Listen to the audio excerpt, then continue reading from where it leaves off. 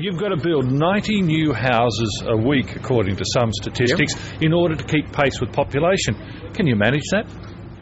Partnerships.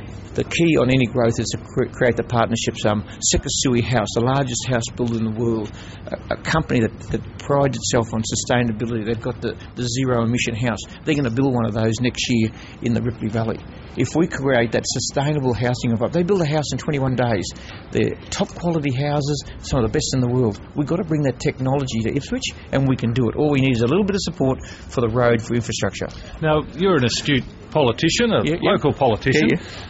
Are there people out there waiting, as they say with baseball bats, waiting to punish federal politicians in this election? Because I get a distinct impression that this election could be voted along local issues rather than any big federal-driven issues. What are your thoughts about that? You're 100% right. What they're going to base on is what's happening to them every day. They're caught in traffic every day. They can't get a hospital bed. My mother the other day was crying because she had to wait 24 hours for a hospital bed.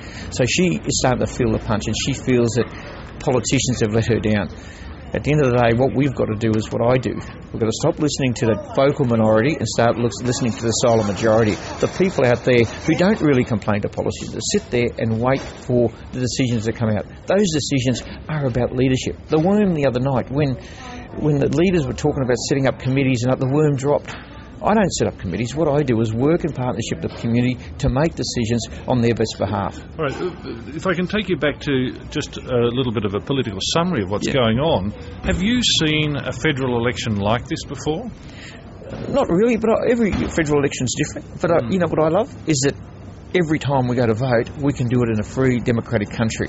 That's what I love. I think people have just really lost focus on our given right to vote and how lucky we are in this country.